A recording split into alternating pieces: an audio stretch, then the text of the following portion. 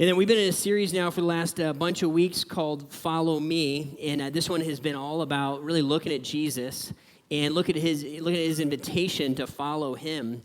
And what does that mean? And what we've been talking about for several weeks now is the reality that when we say yes to that invitation, if we say, I'm going to follow Jesus, then what's going to happen is I'm going to become like Jesus, right? To follow Jesus is to become like him. And so we've been asking the question, what does it mean to become like Jesus? How do we do that? And specifically, right, we could spend all kinds of time, right? We could spend months of time certainly looking at the person of Christ and trying to understand what it means to follow him and become like him. In this series, we're really looking at some of the last events that he would kind of live out as he was faithful to the end of his life. And as we kind of prep our hearts for Easter, we wanted to take some time and kind of look at that last window.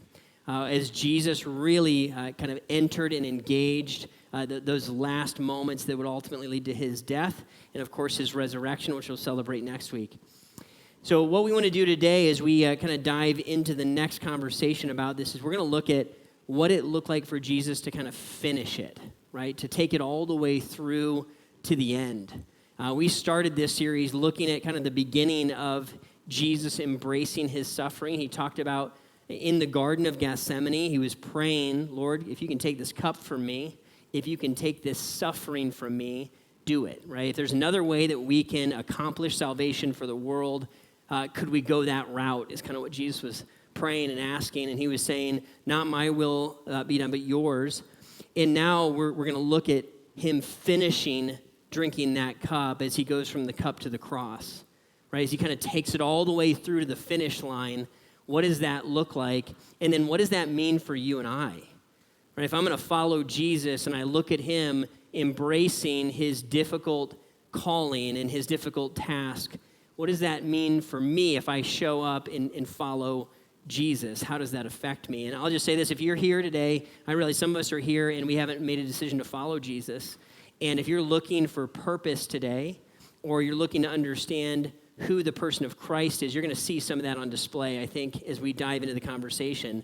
I realize some of us are in the middle of long and difficult circumstances. I hope that today you walk away with some fire in your belly and some kind of steel in your spine to continue, right? Because I know a lot of us are in the midst of difficult circumstances, and we're going to dive in and see the unique and the difficult circumstances that Jesus was in, and I think draw incredible strength, of course, from him. So we'll dive into it. We've been looking at a verse out of Isaiah 53 every week. This is an incredible passage. I just encourage you this week maybe to read through that chapter if you haven't for a while.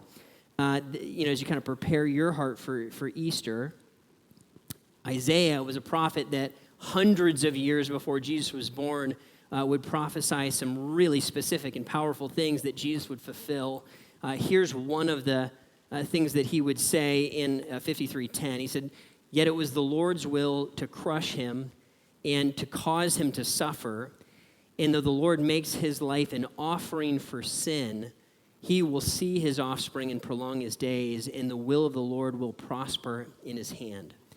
And Isaiah is pointing to kind of the reality that Jesus' life would be crushed, that it was God's intent that between him and the Son, they agreed that this is the way that salvation would come to the whole world. And as we start to kind of unpack this, kind of get our heads around it, that Jesus would look at a set of very difficult experiences and kind of a difficult path that he would walk. And then we're going to see today that he would take that all the way to the end. And we'll look at kind of the story of how this played out for Jesus a bit and review some of it. Here's kind of what we have been saying and what we've been looking at. Jesus, as we look at his life and as he entered into kind of the last phases as he goes towards death, Jesus, as he lived as he lived here on the planet, you got to think about this a little bit. Jesus would have, the Bible says, been tempted in every way as we are, yet he was without sin. Think about the enormity of that temptation, to have the pressure of being tempted to be sin all of the days of your life and never caving into any of that. So Jesus walked into kind of this last mode, living perfectly. He would have been faithful completely to God. And then again, in the Garden of Gethsemane, he begins to really embrace the last leg of the race here of obedience and the last leg of temptation as he would cry out to his Father, please, if there's another way, let's go that route. In that moment, his very closest friends and disciples, they would fall asleep on him, literally. Some, in the hours to follow, one of them would betray him. One would deny him. The rest of them basically scatter out of fear. And Jesus is alone. And in the moments and the hours that follow, Jesus would be taken to his very limit, physically, emotionally, mentally, and spiritually. It would take everything he had to take it all the way to the finish line. And what he would have happen is Jesus would be arrested. He would allow that to take place. He would then be questioned multiple times. He'd be falsely accused. He would live through people trying to generate false accusations against him. He would stand before groups of leaders, government and religious. He would take all of their abuse and their mockery. He would have insults hurled at him, Scripture would say. He would have a crown of thorns crafted and pushed over the flesh of his skull, and it would rip through and lacerate the skin all over around his head. He would have a robe put over him in mockery that you're the king of the Jews, and he would be made fun of. And here's the craziest part, is that the whole time, he would have had the absolute ability to put an end to that with a word. He could have stopped it, and he had the power to throw the emergency brake anytime he wanted. And he allowed all of that to happen. He would be rejected and have people choose a murderer over him, to have his life traded in a moment when he could have been set free and been declared innocent.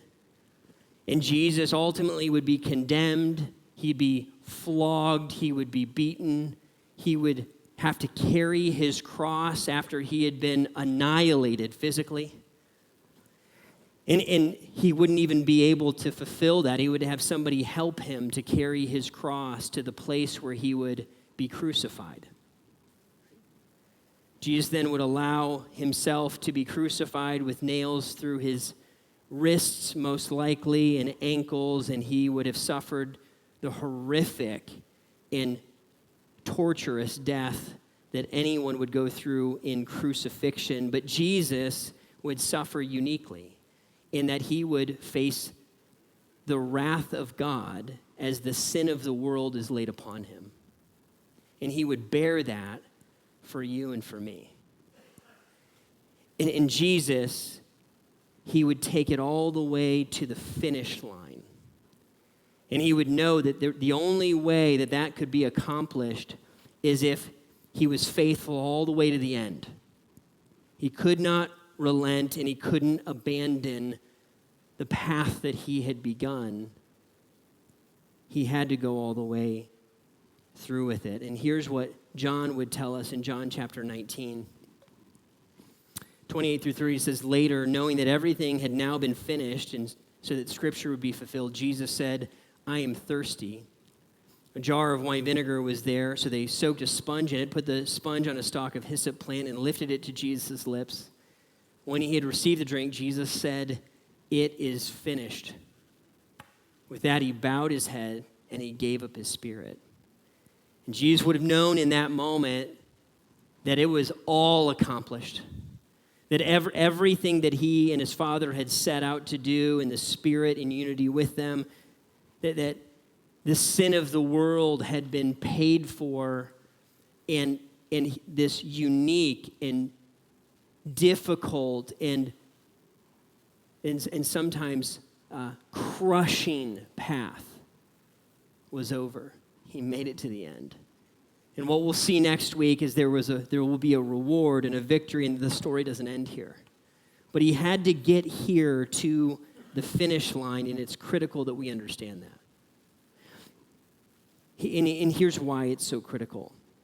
Because Jesus would look at you and I, and he would essentially say, hey, I want you to come follow me. I want you to walk the road that I have walked. And you might say, well, Ryan, we don't bear the sin of the world. We're not going to get crucified. What do you mean by that? Well, here's the reality. I was just looking at my stick figure. Somebody was mocking my stick figures. I think they're pretty awesome. Somebody said it looked like an Ohio State football dancer, whatever we're going to do. Okay, so here we go. There's a reality that there's a purpose that Jesus was called to. And that purpose would drive and would inevitably lead to enormous difficulty. This is where you and I come in. You and I, like Jesus, we're going to end up, if we follow him, we're going to end up walking a road that is marked by purpose, that is going to lead to difficulty. It's inevitable, right? There's no other way around it. I'm going to walk through difficult circumstances if I live out the purpose that I'm called to. It's just how it works. And here's the interesting part, and then I'll show you this passage, how this plays.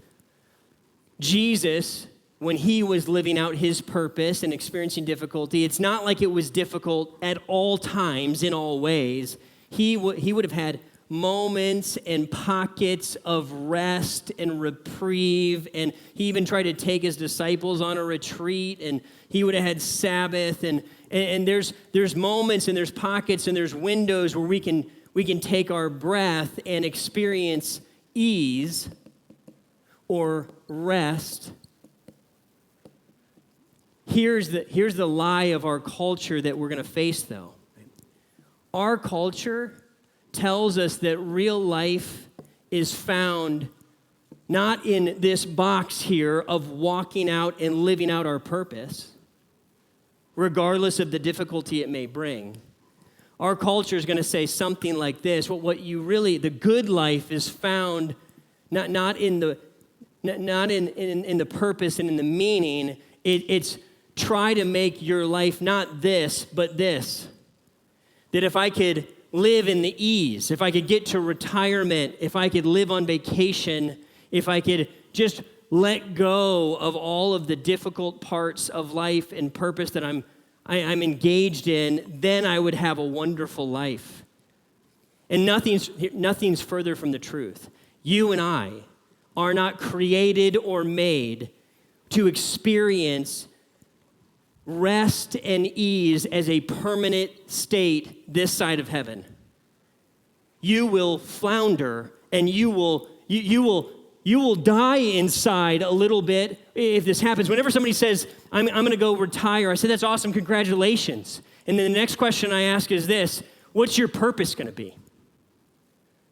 What's your purpose? Because if you don't have purpose, you're going to start to die inside because you're created for it, right? And Jesus would call us and say, I want you to follow me and live a life of purpose. Can you take breaks? Totally. There's water stations in the marathon, man. You can have a refresher in a moment and take a deep breath and go on vacation sometimes, and that's all good and fine. But don't misunderstand. That's not the point. That's not the goal. It's not that if I could get my whole life up into this quadrant, then I would have the good life. What I would be doing is I would be abandoning the very thing that gives me enormous joy and meaning and gets me out of bed in the morning. The writer of Hebrews would say this, Hebrews chapter 12, He says, therefore, since we're surrounded by such a great cloud of witnesses, let us throw off everything that hinders and the sin that so easily entangles, and let us run with perseverance or endurance the race marked out for us, fixing our eyes on Jesus, the pioneer and perfecter of our faith, or the author of our faith. The writer of Hebrews would, in the chapter before, he would have talked about a bunch of people that walked this road. Saints from the Old Testament that lived out their purpose in their time in the way that God called them. And then he would look at us and say, Jesus did this in his day, in his time, and now he would say, this is your time in your day, and you have a race to run that only you can run. It can't be run by anyone else. You have to live in your skin and live faithfully in the days and the weeks and the years that God has given to you. So Ryan, what does this look like? It looks like an intentional decision to say, I'm going to embrace my life as a purpose-filled endeavor, and I'm going to walk that road of purpose, even if it leads to great difficulty, even if I find myself fatigued on the way, even if sometimes I've got the white towel I'm ready to throw in my hand. And to know that Jesus had moments where he had the towel in his hand as well. There were moments in even Jesus' experience where he's like, are you sure this is the one? This is the road? Can I take a different route? And he would persevere and endure through it, and he would find himself finishing. The rest of the passage says this, for the joy set before him, he endured the cross. He finished it, scorning its shame, and he sat down on the right hand of the throne of God. Consider him who endured such opposition from sinners so that you will not grow weary and lose heart. A few things I want us to grab. It's really important to me that you know if you're here and you're looking for purpose or you're investigating Jesus, that everything we're talking about today, all of the difficulty that Jesus endured, the cross, the cup, that the Father was involved and intentional, allowing that all to happen, all of that was out of sheer, passionate love and concern for you and me. That's it. That's what Jesus was doing. He was saying, there was no other way for you and me to be made right with him, so I'm going to come and get you. I'm going to come and lay down my life for you, because this is the only path that can take place, and I'm in. I need you to know that today if you're investigating Jesus. And if you're considering following Christ, Christ is not a weak person that got caught up in a political scheme and got crucified. He's a man with the ultimate strength under control who allowed himself to suffer for the benefit of the people who would be blessed by his sacrifice for generations and millennia to come. Because it was the only way. You need to know that.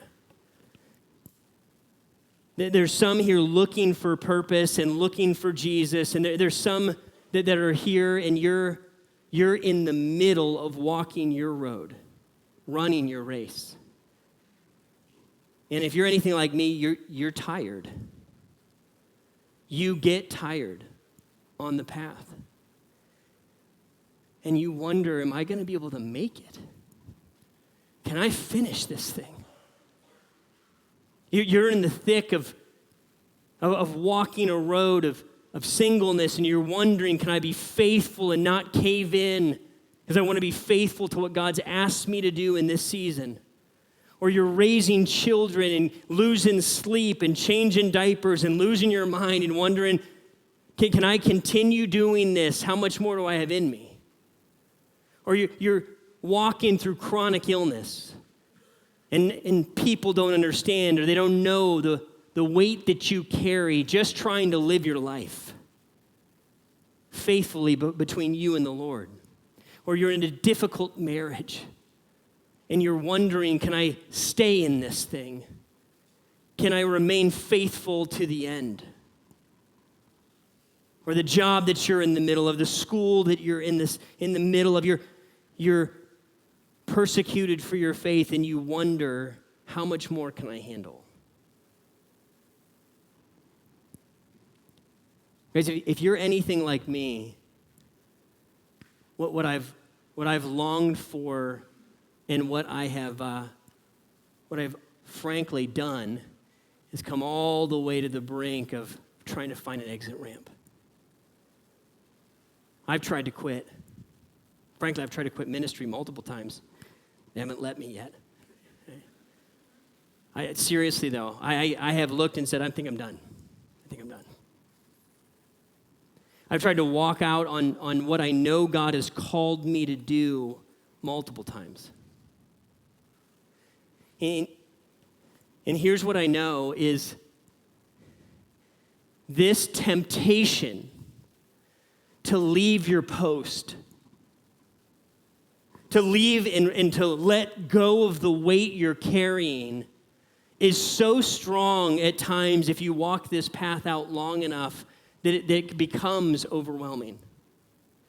And you wonder, can you carry it? And you begin to dream about a life of ease. Here's a thing that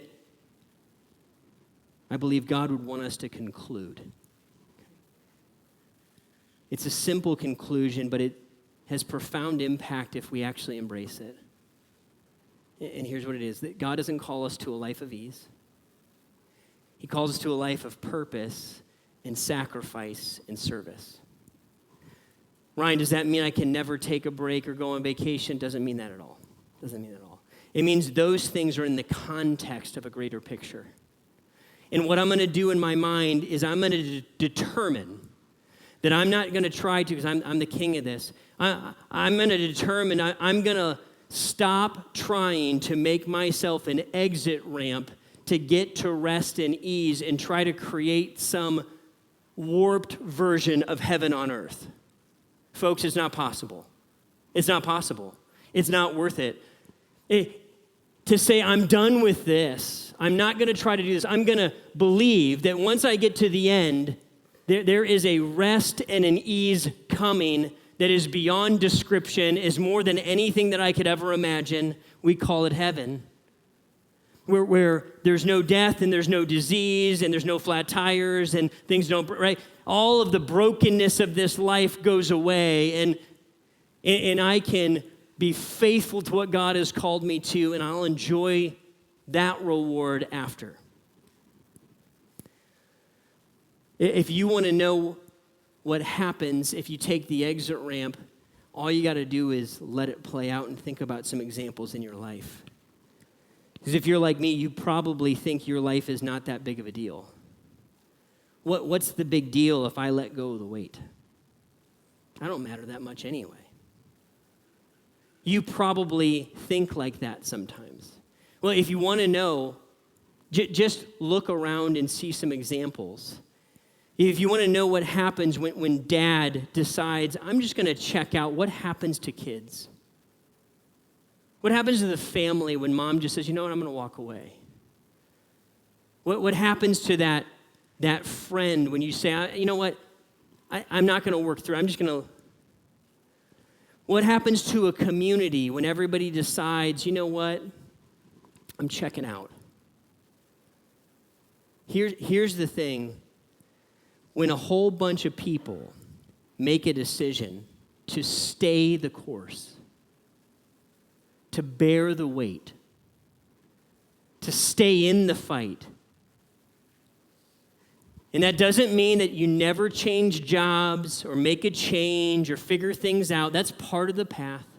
But when a bunch of people decide and determine, I'm going to live in purpose, on purpose, even if it brings difficulty, what happens is there's a group of people around that group of people, there's a group of people around you as they watch you live faithfully before God. And they begin to be drawn to God in ways that do not make sense to you, in ways that you probably will never know this side of heaven. As they watch you, why are you single and you're not sleeping around? Well, because I love Jesus and I'm going to be faithful to him until he brings me a spouse.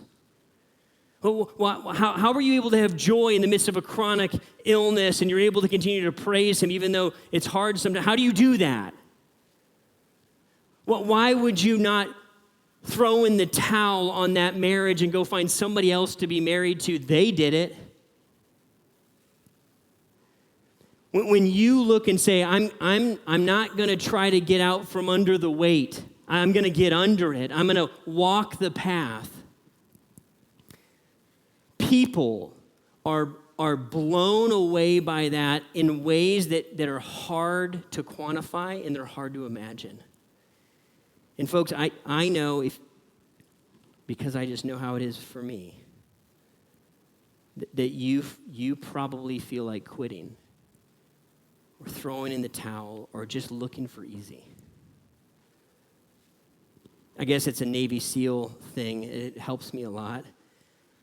It said when you think you're at your limit, they're talking physically often, but it's a mental problem. When you think you're at your limit, you're only at 40%. That's good news and kind of bad news, right? There is a lot more in the tank than we realize if we stay connected to the Lord, if we keep our eyes on Jesus. And this is how families are rebuilt and communities are rebuilt and churches are reborn. Guys, I watch this happen all the time. I watch a group of people that were retired and were planning to leave the area and go live on the beach somewhere, decide I'm not going to do that plan, I'm going to stay here. And instead of living perpetually in comfort, I'm going to go paint some building in a church in Akron, Ohio. Instead of having more of what I wanted to have, what I'm going to do is I'm going to give myself to investing into an addiction recovery center that's right down the street. Instead of going and living for the weekend and running the boat all the time, I'm going to invest in children who are going to shape the next generation in those rooms right down the hall. Instead of living for myself, I'm going to take care of my aging parents, and nobody's going to see the work that I do, but I'm going to love them and be faithful to them and visit them until the end. Because this stuff is happening all the time, and we're carrying weight, and Jesus would say, this is what it means to follow me. Yeah, of course, receive forgiveness of your sin, and believe me, it's what I was accomplishing when I walked my path.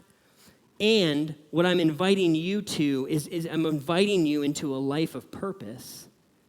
And you need to know that there's a cross that you will bear. There's breaks to take.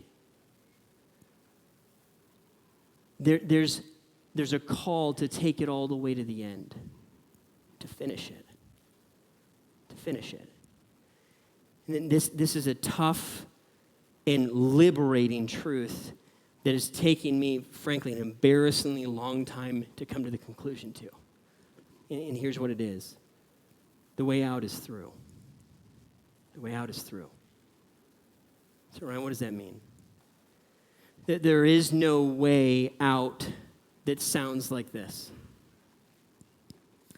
The way out of my difficulty and my discomfort is to continue to press forward. That is the answer. That is the way. And when I conclude that reality, what's going to happen is I'm walking the footsteps of Jesus with him in so many ways. He sees and he knows and he understands the weight, and he has bore his own version far before we have. Say, Ryan, what do we do with this? How do we take this thing home? Here's a handful of practical takeaways I want to just leave you with. Here's the first one. Don't confuse hard with wrong. Don't confuse hard with wrong. Sometimes what happens is we get onto a path and it's hard. It took way longer than we thought it was going to take. It felt way heavier than we thought it was going to feel. And we think that hard is somehow wrong. And so I got to change something. Often that's not the case. You will hit a limit and you will feel overwhelmed at times and have to figure out, how do I carry this thing? How do I continue walking forward? Here's the next one. Just take the next right step. Just take the next right step. I used to run in high school, and there's a time in nearly every race when I feel this moment of panic. It's usually right around the halfway mark, when I wonder, how am I going to finish this thing? I think I'm about out of gas, and I got 2 laps left. I used to run the mile. And a trick that I began to pick up is to just run to the next point I could see. I would look on the track, or if it's cross country, I would look down and I'm going to run to that tree. I'm going to run to that trash can. I'm just going to put the blinders on, forget about how long the race is, get out of the big picture for a minute. I'm just going to do the next right thing. I'm going to do Monday. I'm going to dial it in and just take the next right step. Here's the next one. Plan times of rest. Folks, we are not infinite. You and I need breaks. We need moments to catch our breath and find our connection to the Lord. Sometimes we just need to have fun. Find ways to make that happen. It does not have to be perfect or ideal, but find ways to rejuvenate and lean into these so that we can stay on the road longer. Here's the next one. Lean into community. We suffer far better when we suffer together. When I can look across the room and know my brother's in a fight just like I'm in a fight, and we're suffering the same fight together, I am strengthened like crazy, and so are you.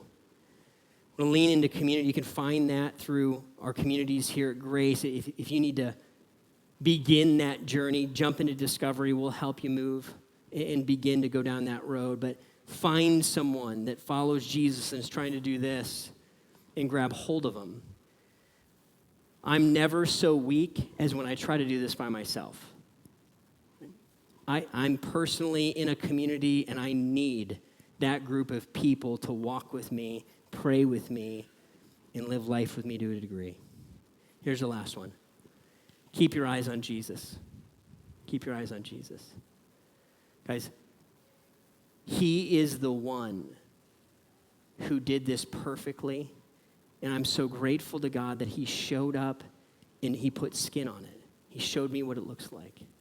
And when I want to quit and throw in the towel, I can think about who Jesus is and fix my eyes back on him. Folks, I don't know what your race looks like. I don't know kind of what the battle you're in the middle of right now. I know it feels heavy, and I know sometimes it feels too long. And if you're in the thick of bearing weight, I need you to understand that Jesus sees and he knows. And he is calling you to stay on the road and to remember the road that he has walked. Some of you are here and you're not bearing that much weight. You're bored. And right, you either never joined the path or you did this one and you checked out. I want you to hear me.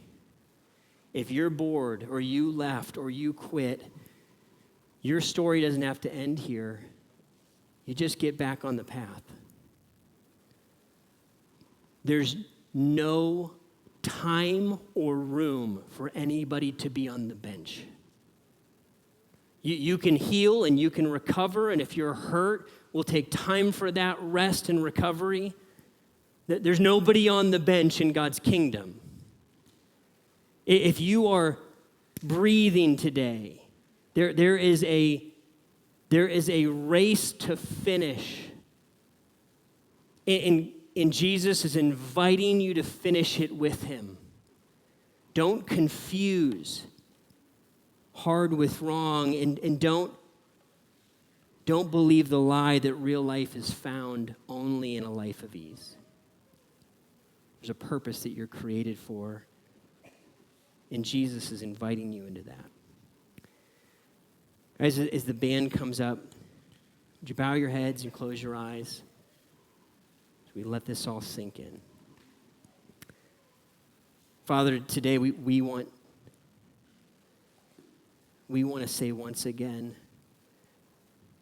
thank you to Jesus. Lord, thank you. Thank you for showing us what it looks like. And thank you for reminding us that it matters. Lord, would you help us to believe that what we do with our days here on earth matter?